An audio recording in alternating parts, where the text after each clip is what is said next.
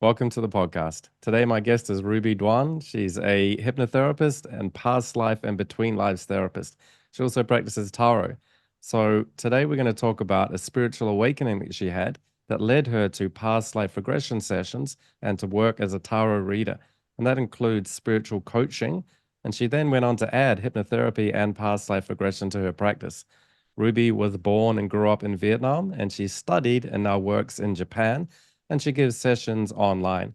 So you can find her at rubydoan.com, Ruby, RUBYDOAN, links in the description, so check that out. And today we're going to be looking at the healer's path, including spiritual awakening in this life and the role of past lives in awakening and to various modalities of healing. So welcome to the podcast, Ruby. Thanks for coming on. Thank you, Mark. Thank you for having me. In this podcast, I'm increasingly looking at the intersection and interrelationship between modalities, like the hypnosis-based past life regression that I teach, and modalities like tarot that we can explore today. So Ruby, your website says that your online services combine the wisdom of tarot and the power of hypnotherapy and past life regression to help people with the journey of self-discovery and healing. So it's an interesting combination. So in what way do you combine them? Do you have a bit of both for every client, or do you find that one modality suits one person and another the other? That's a very interesting question. Thank you. So in the beginning, I was just thinking that tarot practice and hypnotherapy are two different disciplines. But the more clients that I work with, the more I realize that they can actually be combined. But again, like combining tarot and hypnotherapy session together, it depends on the client wishes. But the one way for me to identify whether or not the clients want to do the two things together is that, let's say if the clients come to me for a tarot reading session, and then if they like to ask several questions to receive insights on different aspects of their life, then that's just going to end with a normal tarot session. But let's say if they would like to go a little bit further, let's say if they ask me, how can I resolve this issue, let's say a difficult relationship with my mom, or if how can I resolve my anxiety in a more effective way, then I would suggest them to work with me on hypnotherapy, because I find that hypnotherapy can give them a more effective way to resolve their problem. Okay, so it sounds like it can be like an extra step. If people get Yeah. the answer they need from tarot, great. If there's an extra complexity and more work to be done, then there's more modalities that you can offer. Yes. Okay, yeah, that's great. And that's a lot of people who are healers of one form or another find that adding on extra trainings like hypnotherapy or past lives is just another tool in the toolbox that you can pull out and use when appropriate. So well, that's great. And it's interesting. And we'll get into exactly what tarot is and how it works soon. But before we do that, I'm kind of curious on just your background and how you got into tarot and and became a healer. But before even that, what's your educational and professional background? So I came to Japan in 2013 to study social study. And so in social study, I study various areas of sociology, like social psychology, gender studies, different cultures, how people behave, and look at the society as a whole and understand more about the society, the society that we're living in. And so that's how I started studying in Japan. And then I worked in Japan for about 2 years after I graduated from bachelor degree. And then I continue on with my master degree, specializing in integrated science in sociology. So in a way, it means that we are applying different approach to understand one social problem instead of just using social only approach, but then we would use like science approach and other disciplines to understand sociology. And after I graduated from master degree, I continued to stay in Japan to practice my I guess my side business as a digital marketer, but also follow my path as a healer. And so it's an interesting thing to be born and brought up in one country and then to really just spend a lot of your life in another one. So do you feel some sort of karmic connection, or what was it that attracted you to Japan and kept you there, do you think? Um, I definitely felt that there was a karmic attraction to for me to go to Japan because initially my plan was go to the US to get a Mm. degree in psychology. I applied, but then it was not a successful endeavor.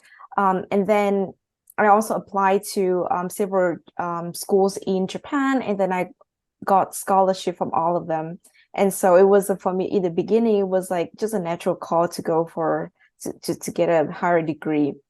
But then after spending several years in Japan, I was planning to go to a different country. This time it's Australia.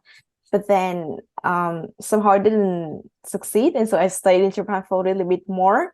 And only until I reached master degree that I realized the reason why I have to be in Japan was that for me to meet all the people that taught me a lot of lessons for me to grow as a healer.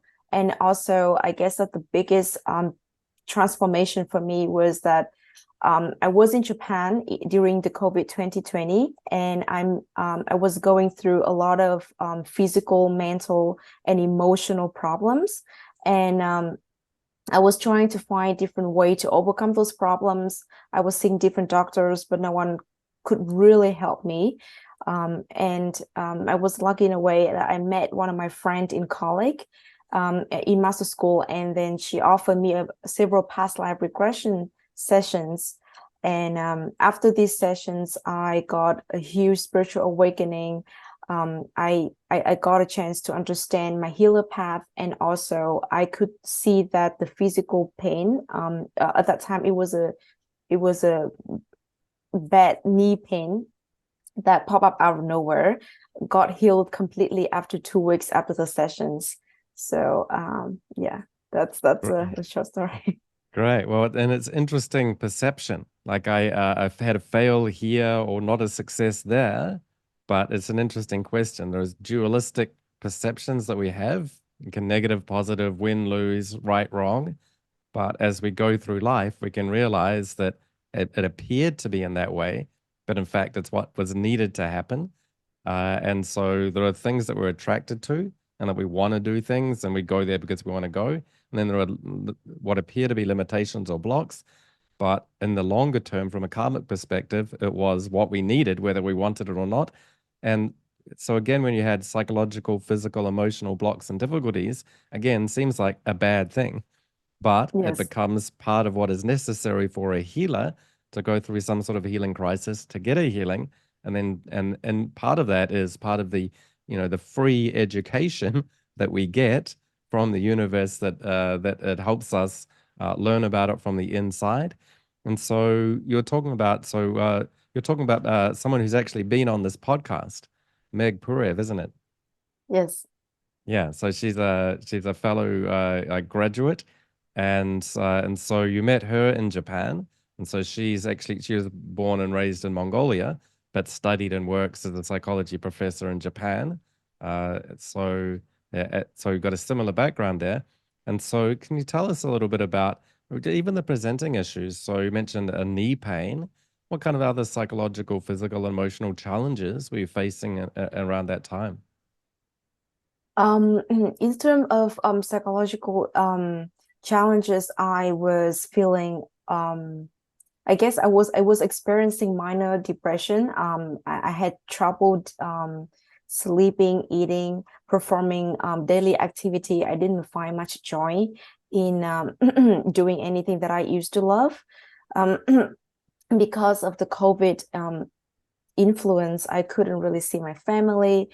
Because of the social distancing, I couldn't really network and see my friends. And so I was feeling very lonely and very depressed in a way that I couldn't, like doing the things that I love, meeting the people that I love, and so unsure about what's going to happen next. And then at the same time, I was trying to get my degree, and all the stress coming from writing a paper, reading books. But then because I was not in the best state to do my study, and so it was giving me extra pressure on not being able to graduate in time and what I'm going to do with my life. So I think I was just in a way I was going in circle and trying to figure out what is going on with me, my emotions, my thoughts. Right. Yeah. A pretty common experience in COVID. I think everyone was a bit depressed and alone in that time. So that makes sense. And so then you then were able to get sessions with Meg. And they turned out to be not necessarily sessions specifically for depression or anything like that. But you tuned into some of the past life regression. So can you tell us a little bit about what came up there, and even why that modality? How did you even think to explore past lives? To be honest, before Meg offered me her session, I didn't know anything about past life regression therapy. And I was a little bit fearful when she told me that she gonna apply several hypnosis techniques on me as a part of the session. And with me having all these like biases, seeing like social media and media in general, seeing people under hypnosis, they cannot really control their mind, body, and then all those fear coming from biases kind of like make me very doubtful whether or not I want to get a session with Meg. But then I trusted Meg completely, so I got the first to end the third session with Meg, and it just a lot of things came up for sure. Like the first thing definitely are the unresolved karmic relationships that I had in one of my past life. In I think it was about 13th century Europe, I was a man, and I saw myself being rejected and cheated on by my fiance at that time. And I was also having a lot of trouble towards the end of that lifetime dealing with the betrayal and the loneliness and I guess the fact of like I was seeing myself in that lifetime. I couldn't be alone. I feel like I don't have any like inner power. Everything I blamed as the fault of the other person.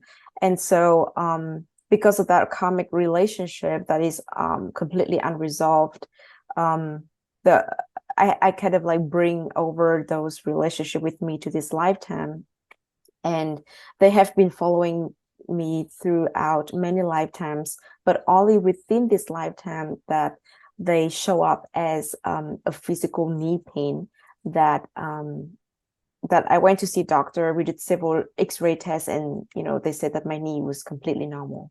But then I was experiencing the pain. I couldn't even walk at all. And so then during the session, Meg helped me ask the spirits to go towards the light for them to have a moving on path. But then also for me, she helps me to talk to my higher self and resolve a lot of like limited beliefs on myself. Okay. Yeah. So interesting. So you started off like I'm a scientist or a psychologist, and what is hypnosis? This sounds weird, And so let alone past lives or spirits. And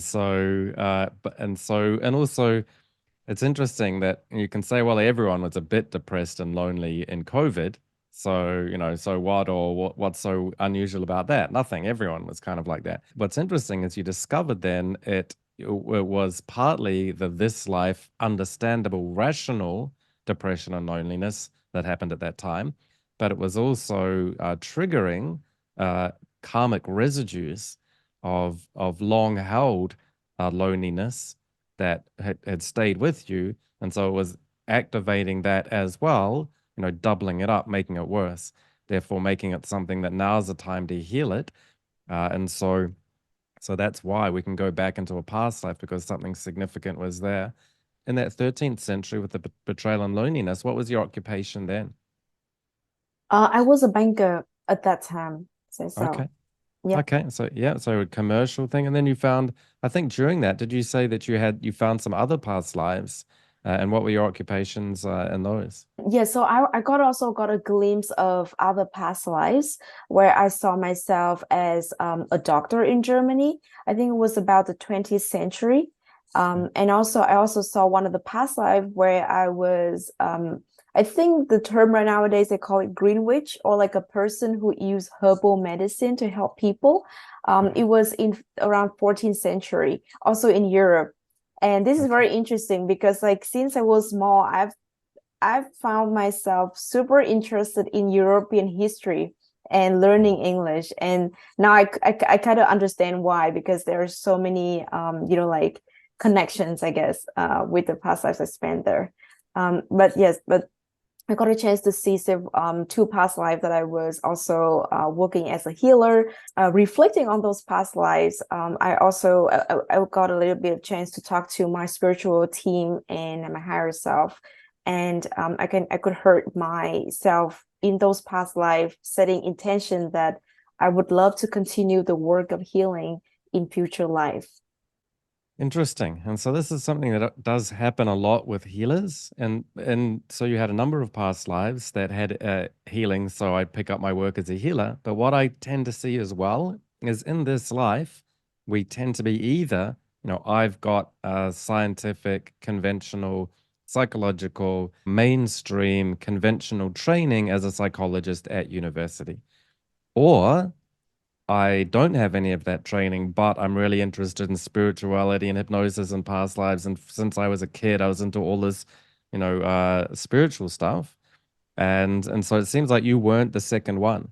You were more hypnosis is weird. Someone told me about it and I don't get it. And Yes. and but what's interesting is when people regress to their past lives, the super spiritual ones with not much scientific background often have a past life in that, and vice versa. The people who are very medical, psychiatric, technical, often have the very spiritual, non-scientific past lives as well. And just to balance things out, but also a lot of times people have, one of each. And so they will often think, oh, I'm the scientist and hypnosis is weird, or I want to be a therapist, but I only really know about meditation. So how can I really be a therapist if I don't have a psychology degree? And so what we find is people can really pigeonhole themselves into being Mhm. one or the other based on their this life experience. But when we look at past lives, yeah, I was a banker, I was a doctor, I was a green witch, I was a monk. And so you've got all of these things. So then you start getting very confused about who am I, which is great because you're not certain that I'm a scientist, not a spiritual healer.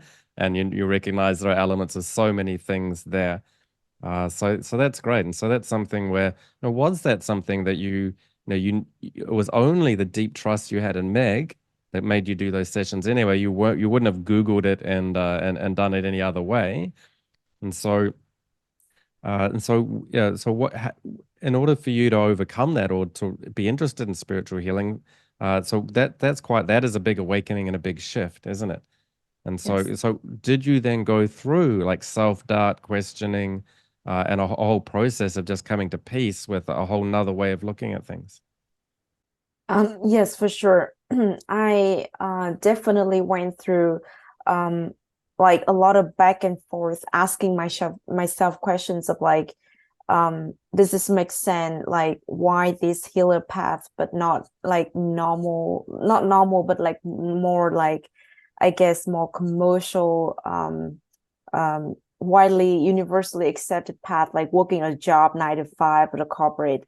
I was asking myself that because I was born and raised in a family who believed that you need to have a really good job and you need to work that job for 4 years in your life and then get a retirement. And something like this is absolutely like something that I've not planned for. And so it makes me going back and forth with my self-doubt, answering questions, and kind of coming to terms with with that, the fact that I have these healing gifts, and that I could help people, and that I could do it. And in a way, yeah, the universe provides. So yeah, it was a very interesting path, but I could see that it was a big spiritual awakening for me, because I see things, see people, see material things, see the world in a very different lens. Yeah, so as you're talking about the kind of work that you do, I notice, and you've got that connection to Europe, and but you live in Japan, but your work now takes you to go and work in Europe and do a bunch of trips, isn't it? And so you end up Yes. going to Europe. So how does your work do that? And tell us a bit about the time that you do now get to spend in Europe. Yes, so I work remotely for a company based in Europe, and so I got a chance to go on a business trip to Europe. It's my first time ever been to Europe, and even though like before the trip I was experiencing so many difficulties in terms of like documents and getting all the travel right, I managed to arrive successfully. I think that in a way that I was meant to visit Europe. And when I was there, I felt a sense of uh, a little bit of belonging. Like I feel like it's familiar for me. Not the road, not the country, but in a way that I feel like I know the culture. And I just feel like I was just walking down the street, and then I feel like, oh, I feel safe. I feel like I know this place. I've been here before. Um, and yeah, so it's a very interesting experience. And during that trip I had several like vivid dreams where I think it was a part of my, what, maybe a part of one of the past lives that I've lived before in Europe, because I see all these streets, all the people, and all the activities going on in the dream, and I was not even surprised. I was just like seems like I was just third person viewing everything happening in the dream as if it's a movie. Okay, so interesting. So you are still based in Japan, Yes. but you're working remotely for a European company and get to go to Europe. And so it's kind of funny in a way. Do you think you would have been working remotely if it wasn't for COVID? That's a very interesting question. Um, possibly not, because because of COVID, I decided to stay in Japan. Um, but otherwise, after graduation, I was planning to explore work opportunity in a different country, just because I want to get like more a different experience living in different countries. Okay. Yeah, it's interesting. So all these things that, the good, the bad, the depression, the loneliness of COVID, at the end of the day, it transformed the world that we're in and makes possible some things that, there are some negatives involved in that transition or that experience for those year or two. But the opportunities it affords us are kind of quite interesting as well. It's really reshaped our world. And also now, just for people who know about Japan, I believe you studied or were living in Fukuoka, Yes. which is where Meg Which is is, based as well. yes, that's right. Yes, it's a southern part of Japan. Right. And but now you've moved to an even more southern part in Okinawa, which is known as kind of like the Hawaii of Japan, isn't it? Yes. Or right. And so why did and what you told me that, but I hadn't quite put it together. Like why did you move down there? Is it because you don't need to like be in the office or anywhere? You like Japan. If you're working remotely, technically you could live in a lot of places. So what made you even stay in Japan but move then to Okinawa?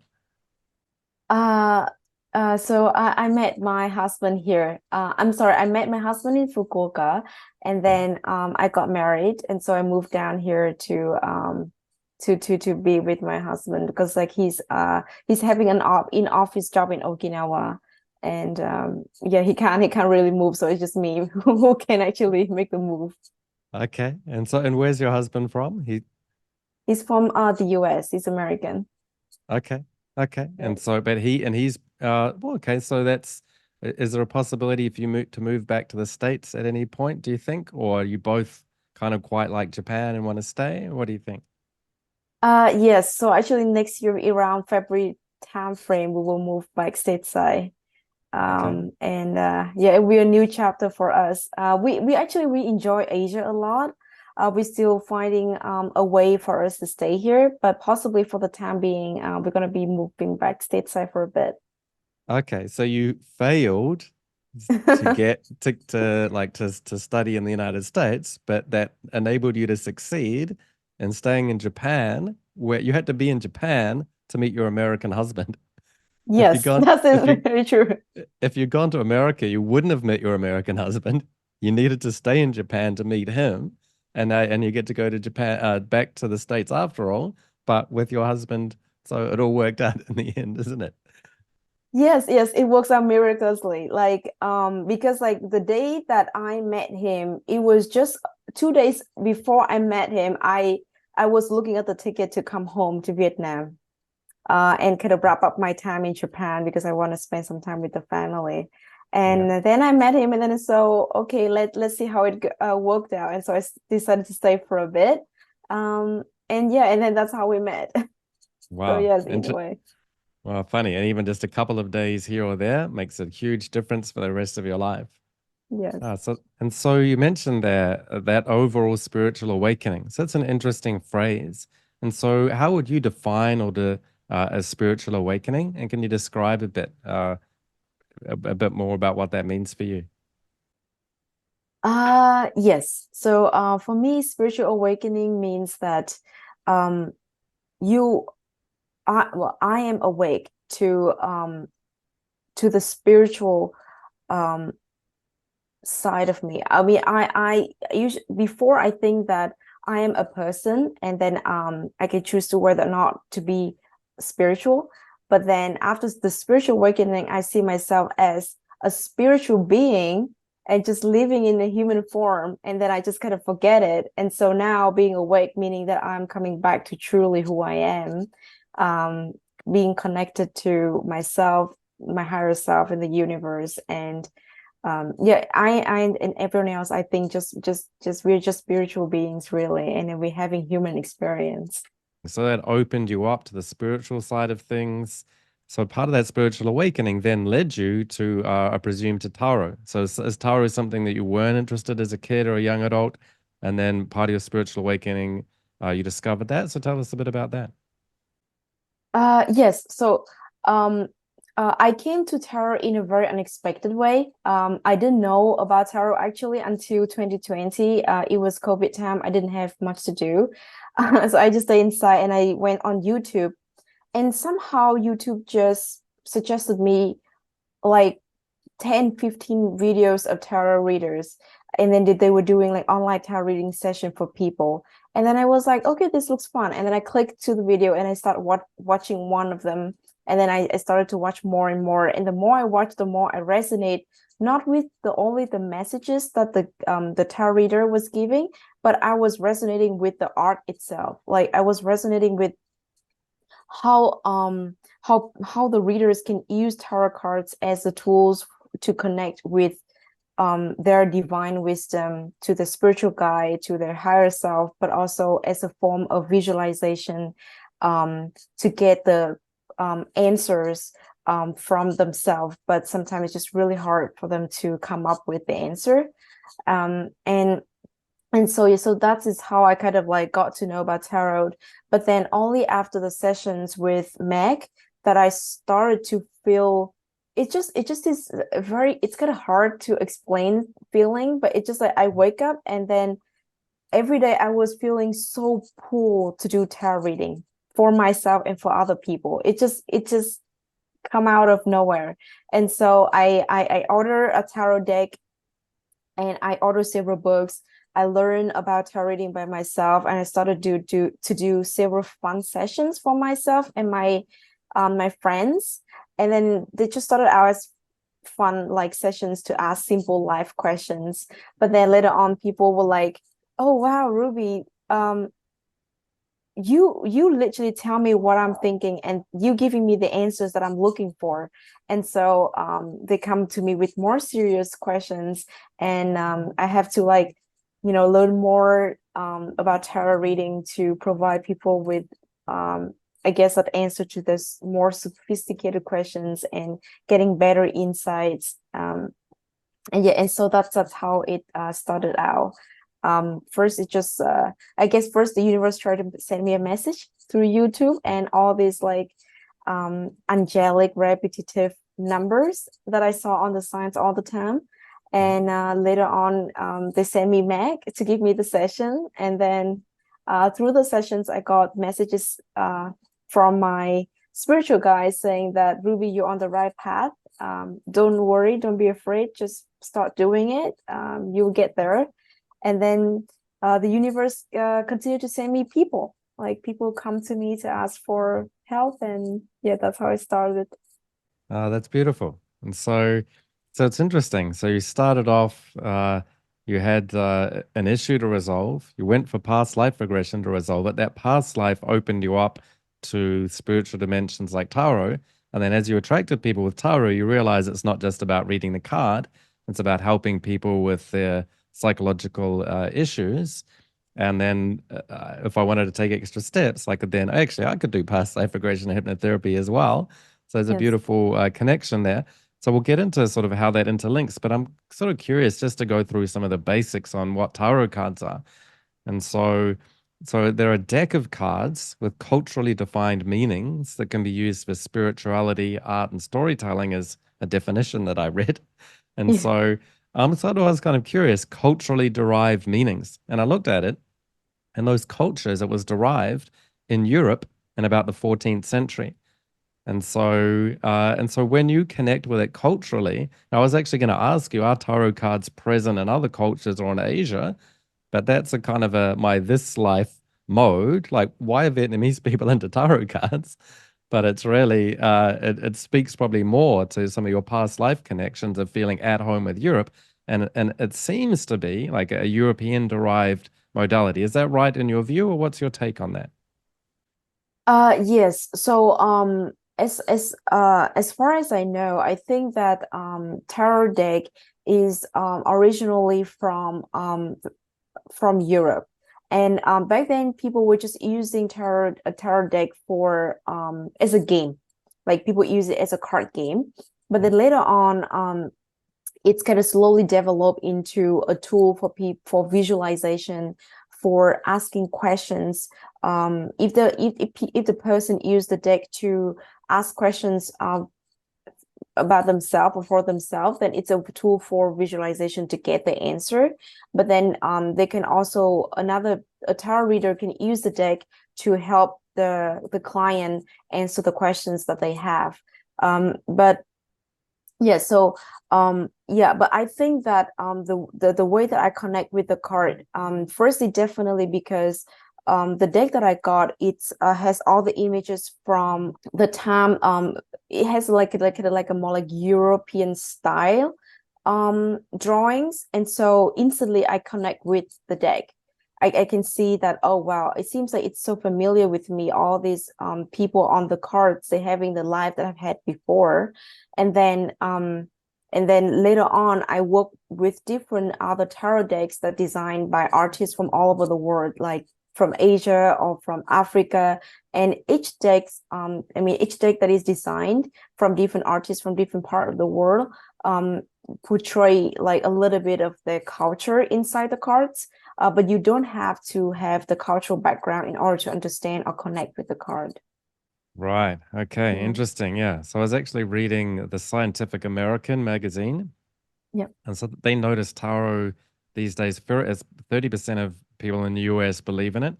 And it's very popular, particularly with younger women. So it's something which is evolving, growing, and is significant. And Carl Jung, the psychoanalyst and psychologist, made a statement here. We said that cards are an easy way to represent the archetypes of mankind. So we talk about it, is it culturally derived? Is this a European thing? But it's quite interesting that cultures around the world have adopted it. And why not? Because these are the architects, Jung says these are a way to represent the architects of mankind or universal traits like strength, ambition, passion, and psychology, making them ideal tools for therapy and health. And I like that idea that, they're a starting point for conversation. So you can come in and look at the cards and the archetypes they represent, but then that really enables you to dig things out of people in conversation. You can get quite culturally fixated with, the card itself and the culture it came from. But I think it's Yes. kind of interesting to look at it as really not too specific a thing, but if you look at it more generally, and so, what's your take on, getting really into the details versus, what's the big picture of what's really happening when you interact with tarot with people? Yeah, this is a very interesting question because it kind of like it comes back to the main thing with tarot is that before a tarot reader does a session, um it has the question that they phrase to in order to get the answers from the cards had to be very specific. But then again, within a tarot deck, there are 22 major arcanas and 70 and 56 minor arcanas. And for the 22 major arcanas within a tarot deck, it basically, as you said, it's an archetype meaning of the world, or like it's a universal themes.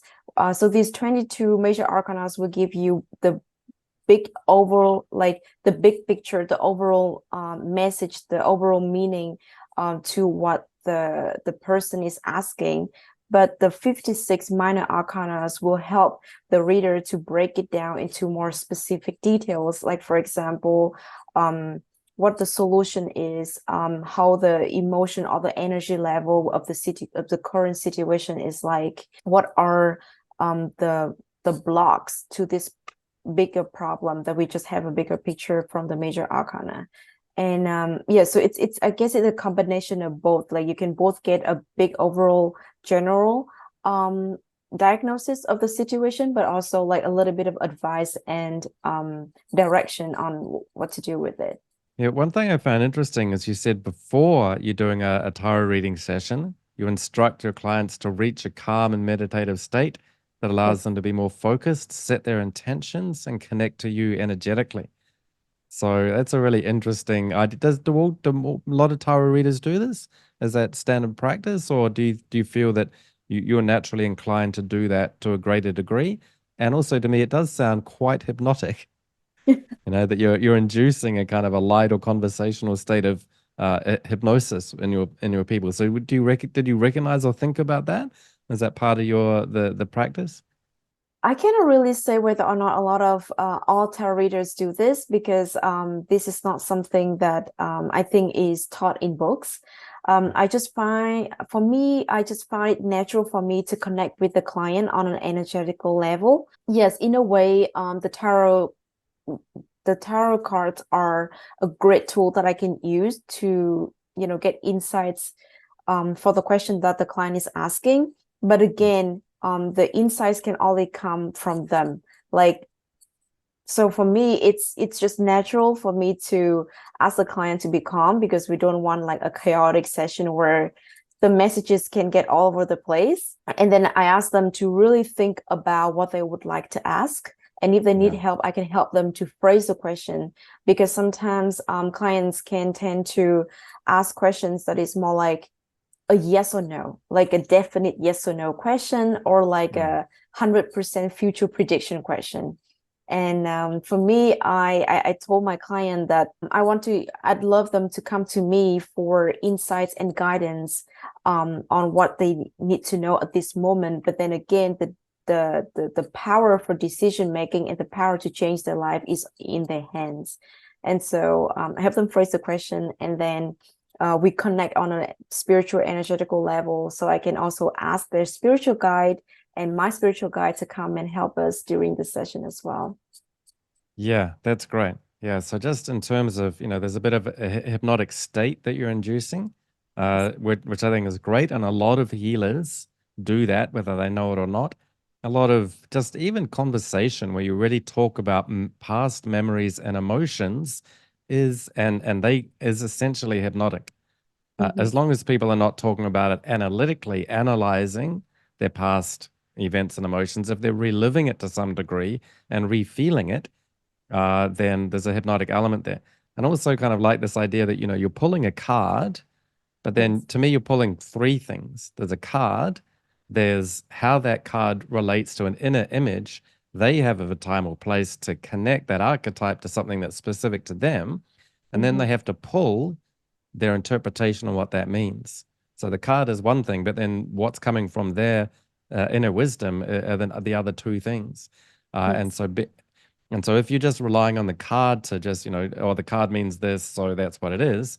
But if you're eliciting those other two factors, then that really does become the tarot point. The tarot is a jumping off point for spiritual coaching and psychological work.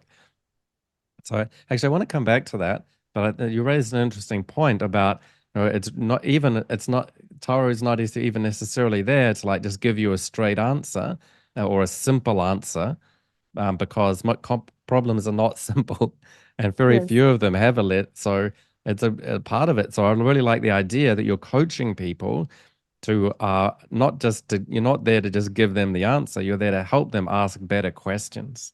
So your website's got a lot of resources as well. Go check out Ruby's website. She's got a bunch of interesting articles. And what there you mentioned, one of the misperceptions is that tarot is there to predict your future for you. But it's actually more about gaining insights and guidance. So is that, how often do people see that? And are there people who think, well, I just wanted to know a simple answer, what's going to happen in the future?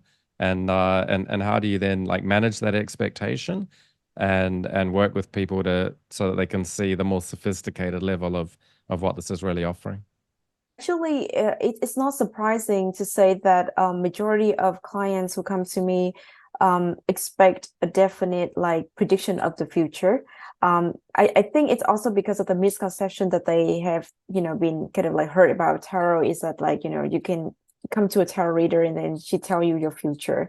So a lot of them come to me and then ask me like, things like, will I be rich by the end of next year? Yeah. And so that's a very general question. There's nothing wrong about it, but it's just that we just need a little bit specific. Like, for example, we can ask things like, what do I need to know in terms of my finance situation from now until next year? And then the person can ask a follow-up question like, what do I need to do in order to reach this financial goal, for example? And so for me, it's the process of helping the client phrase the question is also help them to understand exactly what is it that they want to know. Because sometimes they feel like, oh, I want to know this, but there are like, I guess, like smaller steps for them to know that they need to do in order to reach the goal, or there are smaller problems that they need to be aware of first in order to deal with the bigger one. Like, for example, if someone comes to me with a question about relationship issue, like whether or not I can be in the relationship with this person, but then again, I would ask them, hey, why don't we first ask questions about how do you feel when you're with this person? What is your energy telling you when you spend time with this person? In hypnotherapy, we see a similar kind of thing. People might come in and not necessarily want to know the future, but want to receive suggestions that will empower them for certain situations. And so with money, the future isn't something that's going to happen, at the end of the year. The future is something that we continually make through all of our actions in the present moment. And that's going to determine what the net result of that is at the end of the year. It's not a discrete event. And relationships are actually an interesting one as well. So I really like this therapeutic principle is that people come with a presenting issue that they think is the issue, but we often find there's a real issue underlaying that. And even with relationships, that's something I see a fair bit as well, which is people like, I hope I can maintain this relationship a year from now. But in the back of Mm-hmm. their mind, they know, like, why were we asking this question in the first place? Part of me knows that this is an unhealthy relationship. I want it to work, but I know it's not going to. But I want someone to tell me that it will because I want to have positive thinking.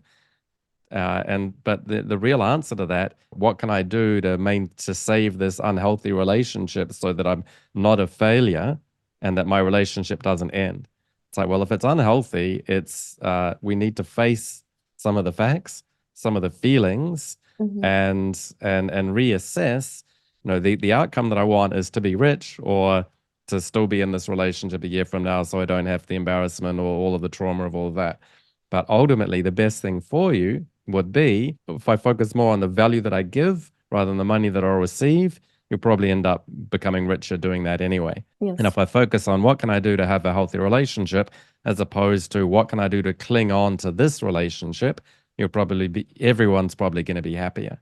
And so, Mhm. so that's really great. And so there are, mistakes and presumptions that people can bring to the sessions that are a big part of, what's created their issue in the first place. And so, like, helping them revise that in that way becomes then, a big part of the answer to the question. And then once you've done that, then you can start looking at the cards as well, and that it can all make sense. But without that, so it's great that you're doing that kind of work, and that's something that is common to a lot of therapies. And you do mention on your website, when people have these assumptions, but what it actually means is the cards serve, you say on your website, as a means to tap into your higher self, which is an evolved awareness of what you already know deep within. And so when you point these things out to people, it's not that I know better than you do and you've asked a wrong question and, you're silly to hold on to an unhealthy relationship. Not at all. We all feel like this, and to some degree or another, we all wish things to be other than they are. But it's great that you're then able to point to this awareness that they have within themselves. So you're not giving them advice. You're not telling them they're wrong and this is what you should do. You're just saying, that's an interesting question. Let's just ask another question. Feel inside yourself, how do you feel that to be true? And they go, oh, yes, you've helped me understand something deep inside myself that I already knew, but I was finding it hard to fully realize or fully look at. And so you bring them to that awareness. So is that right? Is that the kind of thing that you see with people?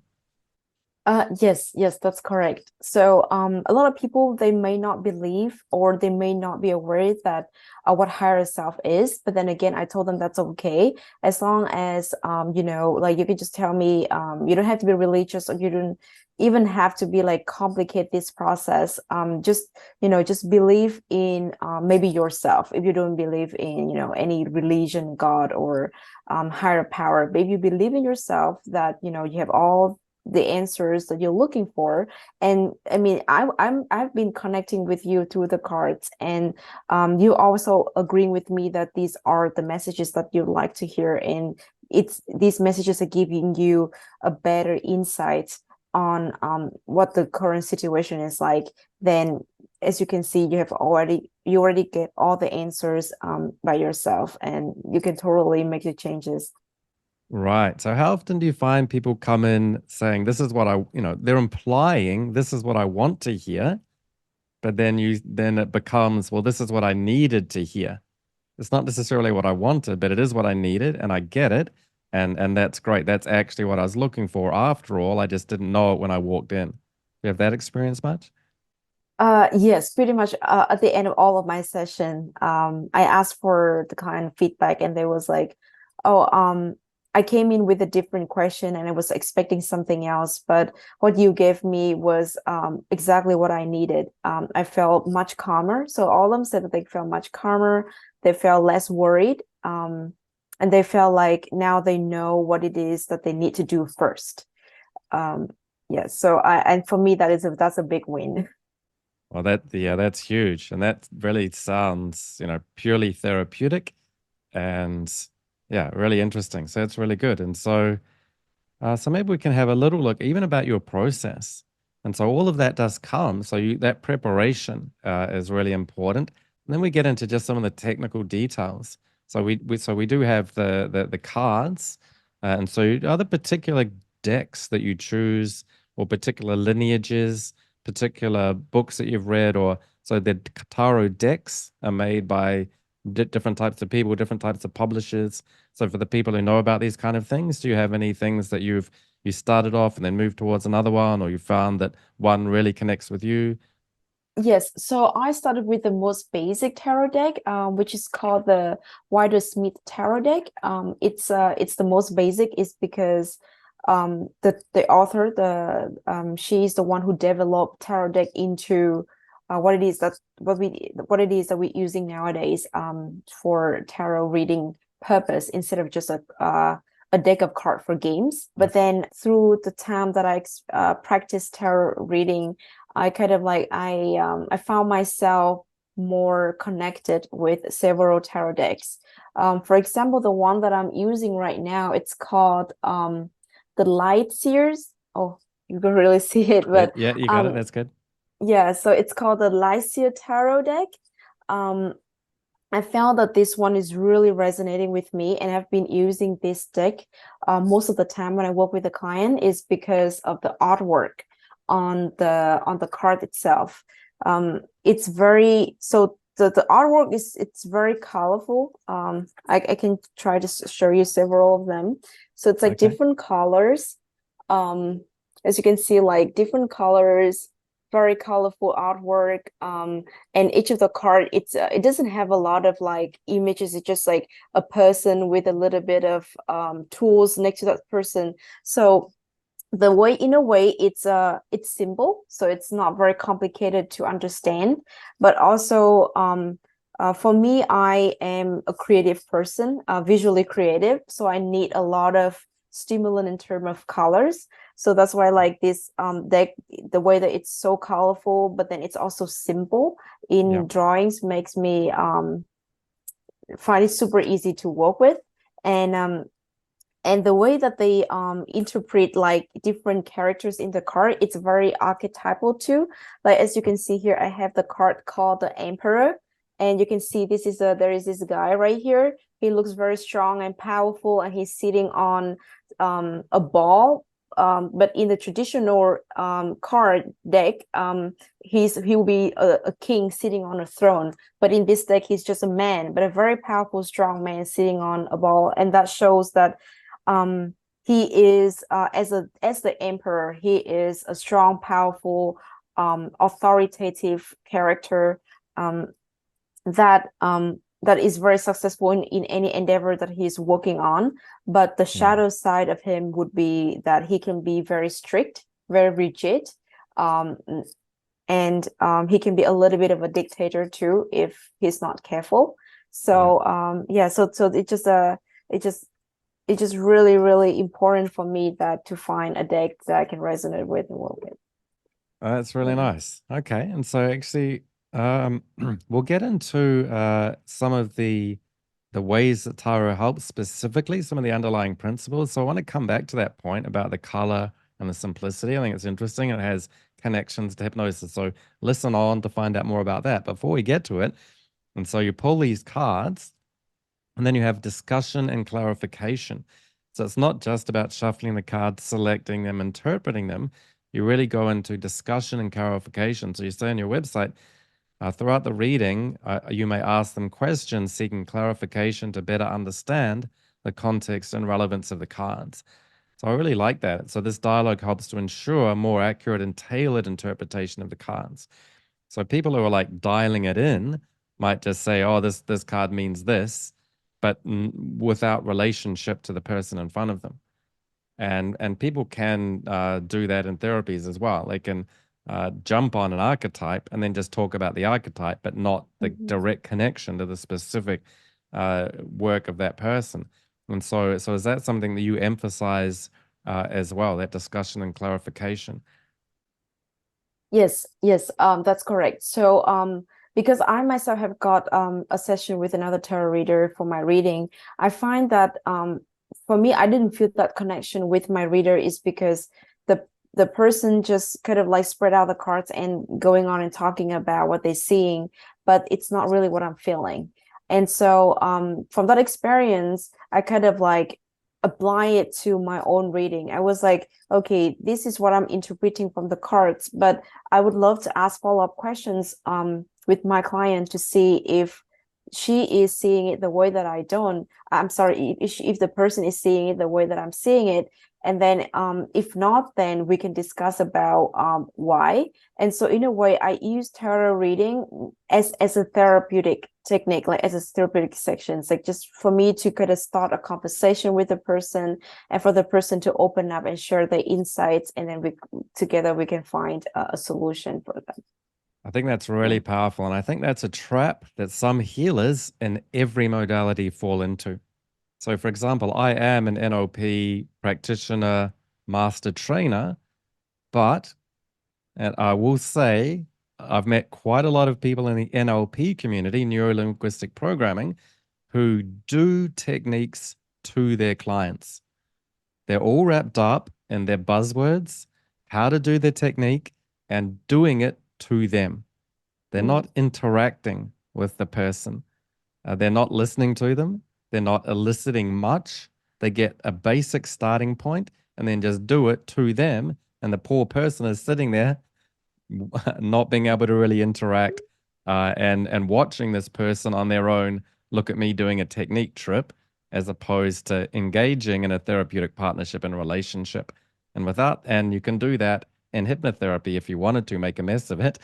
You could just say, someone comes in and says, I've got anger issues, I get angry at my partner, and then they'll give them, what script can I get to use this? And then they want to be mhm. given a script, which is, you no longer feel angry at your partner. Your anger dissolves and you really like them. Not, there's so many problems with that. I'm maybe Right. exaggerating slightly, but not very much, because people really get into this. And obviously anger is not the real issue. You need to explore it. And they're in an unhealthy relationship. They're trying to cling on to it. Maybe they need to look at their part in relationship and how to resolve this one in a healthy way, which may be being together or being apart. Not and so it's a lot more complex than what people bring in. And so the fact that Yes. you're really engaging and having this as a starting point, I think that's where it really becomes, and that's why Jung mentioned. So if you just come in and like read cards to people and don't interact with them, well, then it is, much limited. But if you're really doing this kind of discussion, then it really becomes very powerful. And so for me, just as an analogy, what it struck me is that we're creating in past life regression and hypnotherapy, we're creating a hypnotic state and we're regressing people back to key events. And those Yes. key events become like a snapshot. Hmm. They become like a visual image of a time or place in the past. They may go forward and become a movie, but in a way, the images that people get in hypnosis and hypnotherapy are essentially archetypes Yes. and representations of their life. So a tarot card is an archetypal visual representation that means something. And the times and places people recall in hypnotherapy in past lives are very much like a card in that Yes. way. And so we then how we and so you pull the card and then you discuss it, clarify it, and interpret it. And so in hypnotherapy, it's a scene from the past, but it's a parable. So we then also have to discuss it, bring Hmm. out the narrative, and then see what teaching story that image from their personal history is telling. And so if in using tarot, you're using that archetypal card, but then that creates an internal images of times or places that they can specifically relate to in their life, well, then it's very close to a hypnotherapeutic process, right? And then it enables you to go on and do therapeutic resolutions. So, yeah, so have you noticed that kind of that deep connection between the modalities?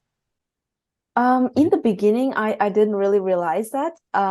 It's only like later on that I got the feedback from the clients that they feel less anxious, less worried, and they feel like they know what to do. And I also follow up with my clients like a few weeks later just to make sure that, we're on the same page. And then they gave me that feedback, and I was like, wow. So all along, I have been kind of like doing hypnotherapy with my tarot clients. um and yeah, and and then so that, and I'm very happy for that realization because I can see that what I'm doing is healing. What I'm doing is helping people get better, not just like they come for information I give them, and we kind of separate in a way.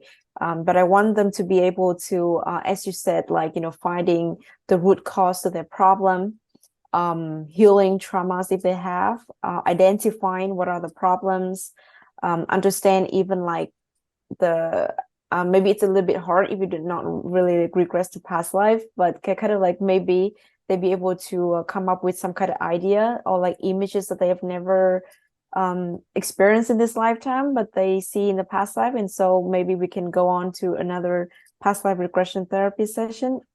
But yes, now I can see it's a very big connection there between Yeah. hypnotherapy and tarot. Interesting. So I talked about the article in the Scientific American with Carl Jung. There's also another book was mentioned in that article by Jerome Frank. He wrote a book in 1962 called Persuasion and Healing, a comparative study of psychotherapy. So in that, they talk about the research that they do. And Dr. Frank's conclusion was that uh, the specific theoretical framework of any therapy has little to do with its effectiveness. So Mm, he said the most important factor is the therapist's ability to induce what he calls the placebo effect by convincing patients that they will improve. Now, the placebo effect is fascinating, has a little bit of a bad name in the way of medicine. So if you're mm, given a sugar pill as opposed to some medication. And so that's sort of really for medical issues. But what we're talking about is psychological issues.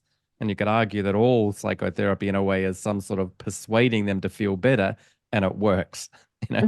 So the idea yeah. that they call this placebo effect is really mixing up psychology with sort of medical things in my mind. But at the end of the day as well, if you're doing something that's effective, and so he goes on to say, many patients respond to therapists and therapies with a scientific status, but others may prefer a faith healer to a Mm, Harvard trained psychiatrist.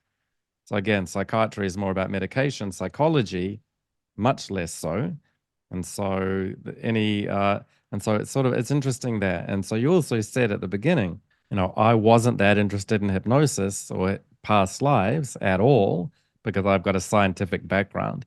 But I was convinced by the deep rapport that I had with my therapist. So the mhm, most important factor in any therapeutic healing is, and many studies have shown this, the relationship, the deep connected relationship you have, and the therapeutic partnership between therapist and client. So that's why you just can't just do a technique to someone thinking this NLP technique is scientific because it sounds neuro-linguistic, impressive, some professor in, but if you don't have that connection, then you're just doing something to people. And no matter how scientifically sound it may or may not be, it's going to be less influential. And mm, it's also interesting. So you did discover techniques that led you to a spiritual awakening, but the exact opposite can apply, which is there are mhm, people who will not go to a psychologist because they're not interested in the science, who thinks they know everything but won't relate to you and are so proud of themselves and so bad at personal relationship that they want to go to somebody who's maybe more empathetic and kind and gentle, uh, like a tarot person, but then they find out that they actually get, a lot of psychological benefits from it as well. And so that's sort of a nice thing. So the kind of people who can go for tarot, that wouldn't go for other things, are able to get their therapeutic resolutions in a way that best suits them as well. I think that's one of the key things when you look at all these different modalities.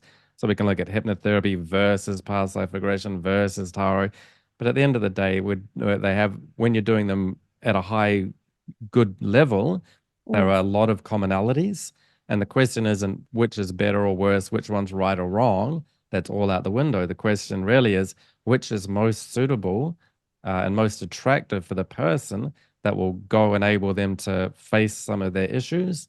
And if they go to someone good, they'll be able to figure out what the right questions to ask are, and what the real issues are. So that's great. So it's really nice that you've got that overall view. But I also wanted to ask you as well. Something you've mentioned a couple of times is that getting messages from your spirit guides. So is this something prior to 2020 that you would have come out of your mouth, or no?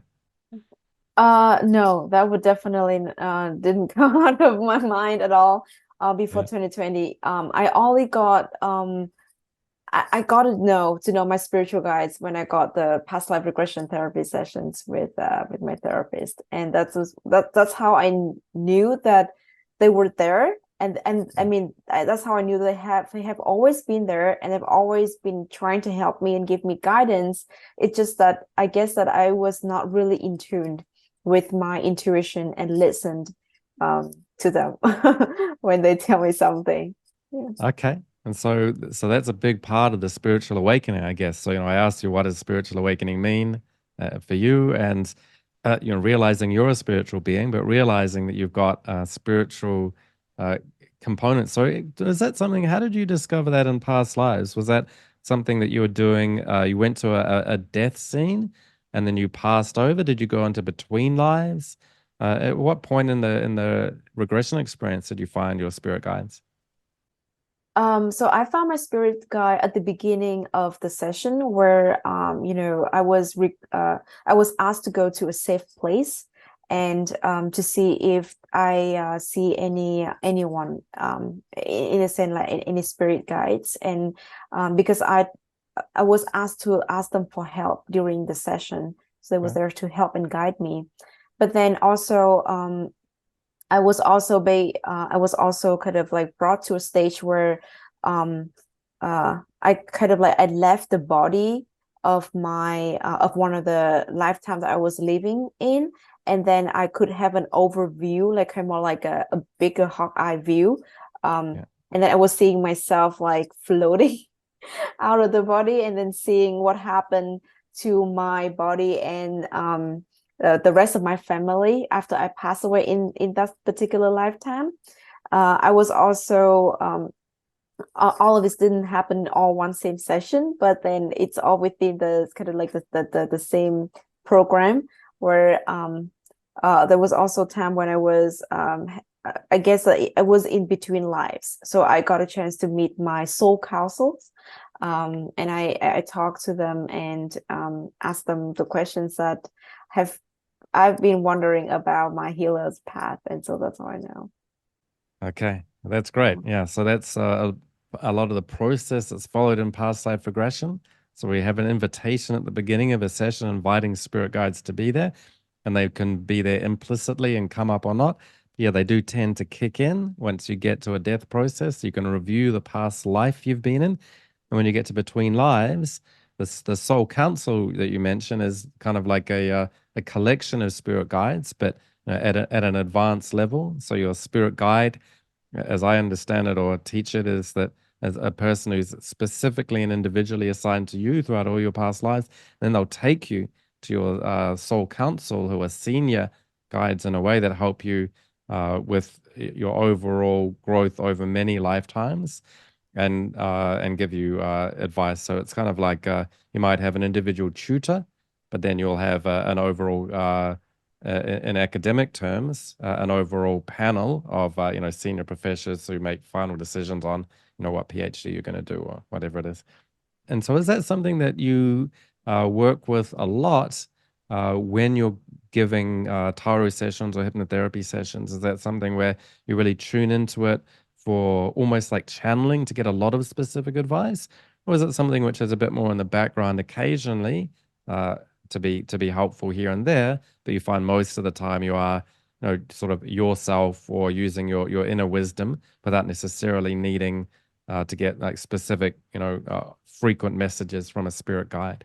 So in the beginning of my session, and then throughout the session with a client, a tarot session with a client, it's always about the client, and being tuned, connecting with the client inner wisdom and finding out the answers that they need.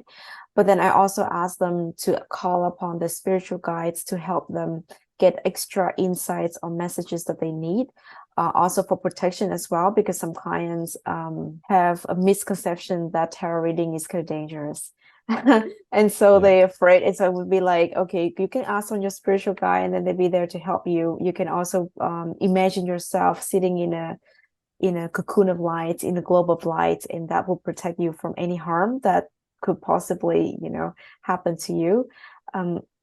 But I also find like sometimes in some sessions, I feel like I was channeling messages from their spirit guides or even their ancestors or the person who is supposed to be for their guardian. The reason why I feel like I was channeling messages is because after I finished interpreting all the tarot cards, I guess that the message was just there. Like, that's it. That's all for the messages.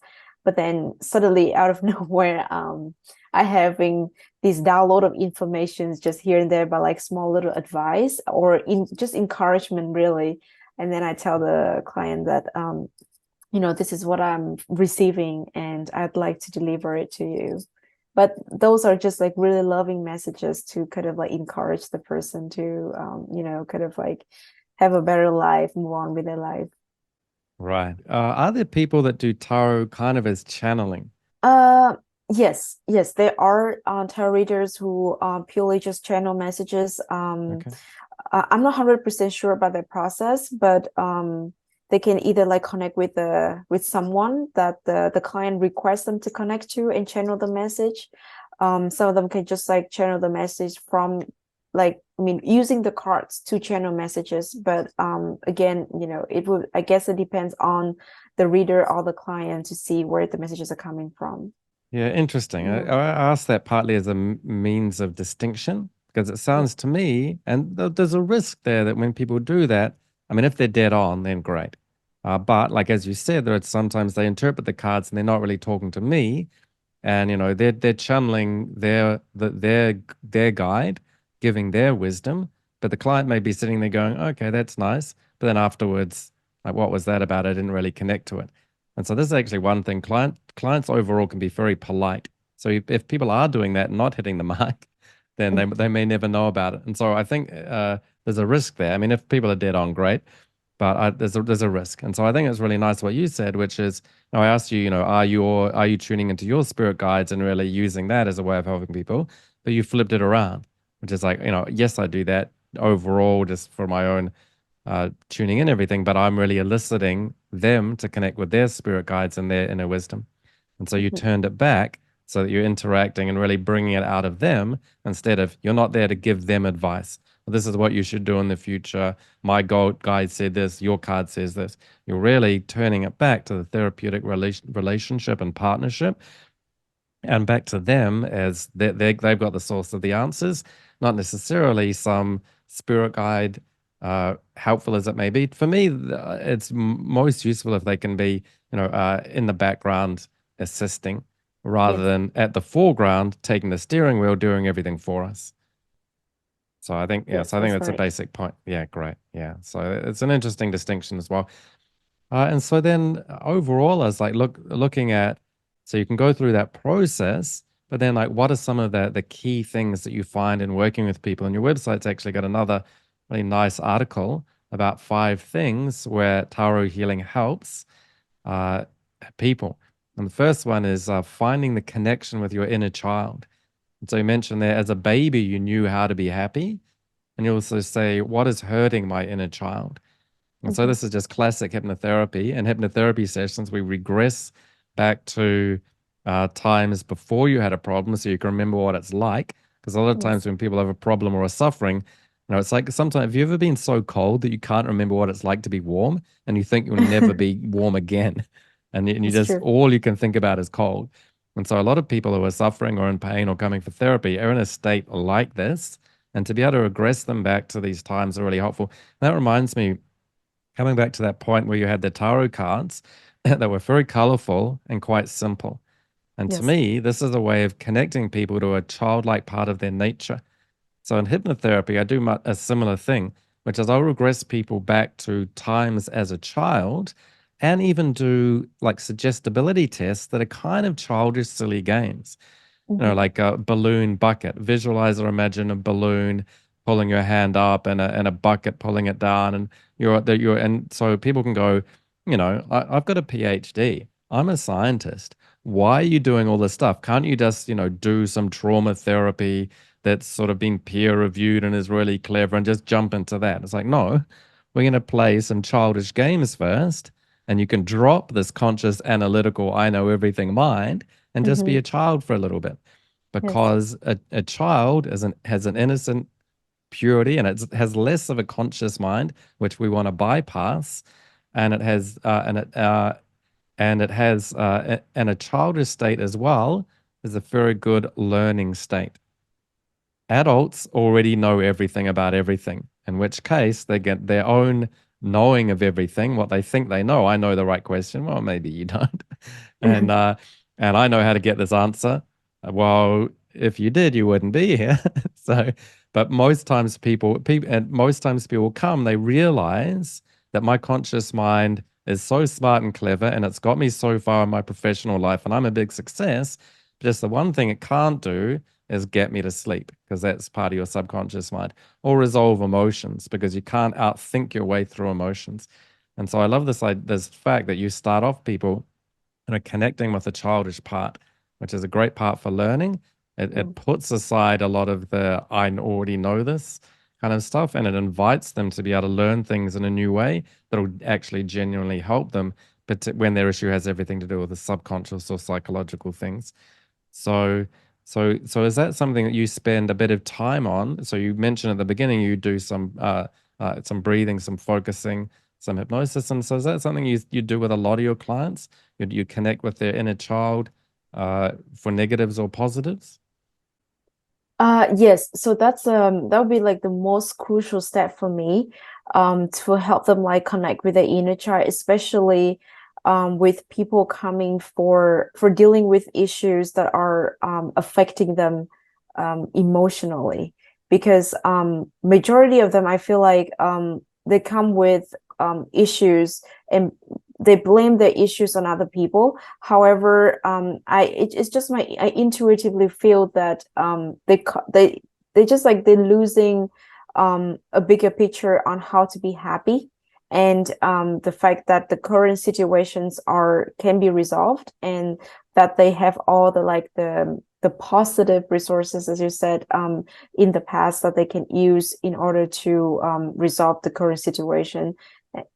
Or sometimes I can ask them to connect to the inner child, because so that they would drop the I guess like a defense system, because some people come and then as I said, they blame other people for their problems, or they feel like I cannot be vulnerable here. I just want answer, and I just come for answer, and I leave. But then again, they have to drop the defense system so that I can connect with them, they can connect with me, and then we can together find solution. That's great. And Yeah. it's a great step to do at the beginning. Because your second step is visualize the life you've always wanted. And you're like, why? Step one was find connection with the inner child. Why do I have to do that? Can't I just visualize the life I want? Can't I just be rich or have my relationship work again like it used to? But the fact that you preface it with that is such a great preparation and helping people ask better questions. And then people might say, will I be wealthy at the end of the year? Or, will I be in my relationship? Or, but when you say step two is visualize the life you've always wanted. So it's not just about saying it or thinking it, it's about imagining it. And people may imagine and realize that when they imagine, their imagination of how things are is a bit different to the conception or the thought of it. And when they actually sort of think it through or visualize it through, that may be part of them realizing, oh, you know what? These are the steps that I need to take, and I actually don't want to be as rich as I thought I did, because I don't know if Elon Musk is quite as happy as he could be, and maybe it's not that great. And so what do you notice with that visualizing a life you've always wanted step? Yeah, it's exactly as how you phrase it. It's like when the client was asked to visualize the life they want, they will soon realize that what they think they want and what they truly want are different things. Now they feel they connect to their inner child, they know what actually makes them happy and fulfilled, and that what actually is meaningful to them. And then now they ask to visualize the life they want, they'd be like, oh yes, I've been trying to be in this relationship, but all along I know it would not work, because we have two set of different values, and I cannot see eye to eye with that person. But the only reason why I'm trying to stay in is so that I can make me look good and other people not judging me. So for example, yeah. Yeah, that's a great example. And your third part was realizing you're more powerful than you think. And that's a huge one as well. I think people even overestimate the power other things have over them and underestimate the power they have. This even feeds in a little bit to spirit guides, like about having them not be the driving force. because you're realizing that I ultimately have the power and the responsibility. Yes, I have resources and aids, but it comes down to me. I'm more powerful than I think, and I don't necessarily need to reach to a lot of external things or even internal things that your spirit guide may well, in fact, be your inner self as well. But anytime we think of it as being excessively external, we may be falling into that trap a little bit. So your fourth point is learn to see challenges in a different light. And Yes. this is part of your process, your 5-step process, and why Taro is helpful. But again, this is just really core therapeutic work happening here. And so it sounds like you're doing a fair bit of reframing things. So people Yes. can come in and say, "This is bad. I need to change it. Can you show me a future where this bad thing isn't happening?" But rather than necessarily telling me your future will be what you want it to be and the bad won't be there, it's more like re-looking at it a new way. So it's not necessarily bad, but an opportunity for growth. So can you tell us a bit about some examples or how that plays out with your Taro clients? Yes. So after the third step, visualizing the life they want, most clients would realize that okay, so I want totally different thing. And so now they can see that okay, so how can I so that is when I ask the client, so how can now after you realize that what exactly is it that you want, then how can you see the issues or the problems that you're coming in with? Are you still seeing them the same way? How are you viewing it now after you realize what is it exactly that you want? So for example, like coming back to that relationship example, the person would realize that I don't want to hurt myself and I don't want to hurt the other person by trying to stay in this relationship that doesn't work for both of us. And so I would like, I would talk to the other person and telling them how I feel and what it would be the best alternative for our relationship. And then I would ask them follow-up questions like, what is your inner wisdom trying to tell you about this current event? What kind of lesson that you need to learn from this event? Yeah, that's great. Yeah, that's a great process. So at the end of the day, we particularly when we do hypnotherapy, past lives, and when we go to past lives, you might connect with your spirit guide because they're guiding you through your end of life process, which means we're going to take you to a death. So people want to know, who was I in my past life? I want to know all the good things that I was. I hope I don't experience anything bad, but it's like, well, it's a past life. You will have a death.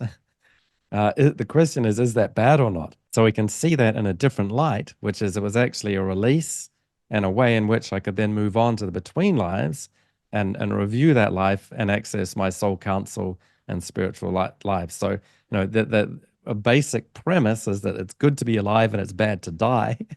Dying's bad. I hope I don't die, which is true for the most part. But like overall, we can see that challenge in a different light and Yes. all of them reframing it, reviewing it, and seeing things in a different way with an enhanced perspective.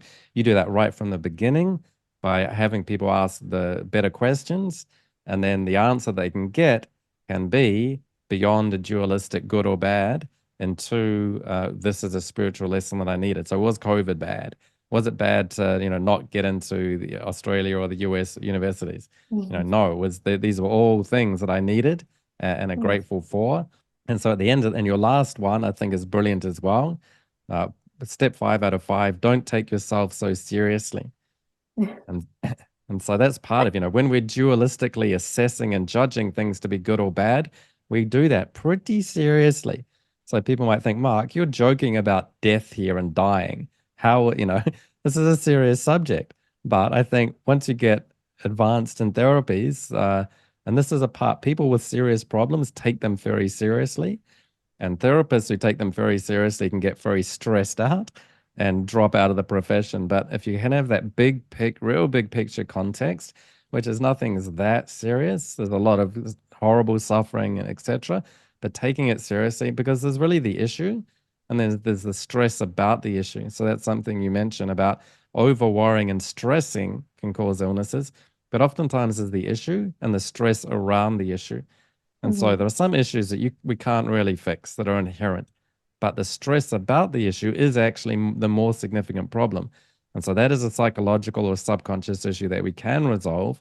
And so once people resolve that stress, they still might have elements of that issue, but they're at peace with it. And so that's what you said with your clients. At the end of the sessions, maybe they didn't get the answer they wanted or thought they needed, and maybe everything's not perfect in their life, but they're calm and they're at peace with the world as it is. And so that's a wonderful, and that's part of not taking it seriously. So I love that ending. So yeah, what else can you tell us about, why you chose that as your fifth and final pillar? Yes, because I think that the reason why I chose it, because I want the clients to remember that we are actually just having lessons and experience.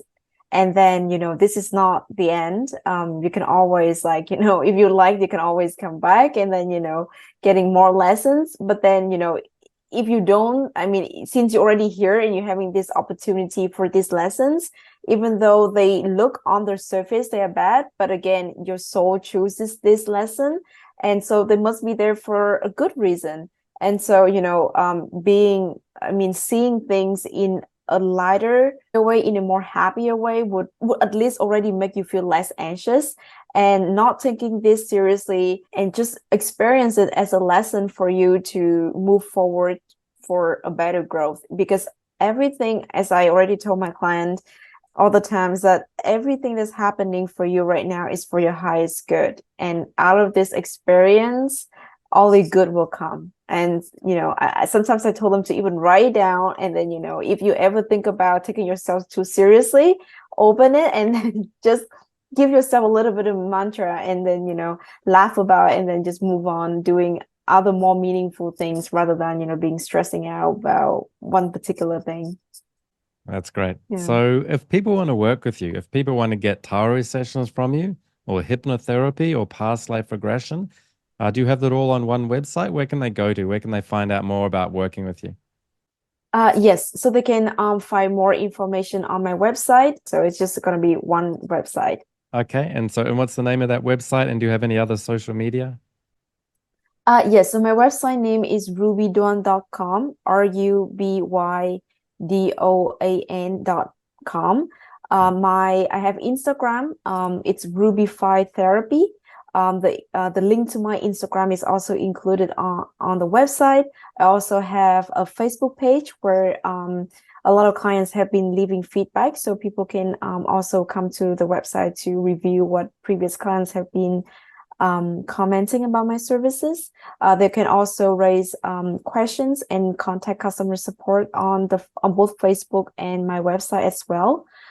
Soon enough, I will have a YouTube channel, but that will be for a future plans. Yeah. Okay, that's great. Yeah, well, thank you very much for coming on the podcast. Very enjoyable. So it's great to talk about tarot and your healer's path.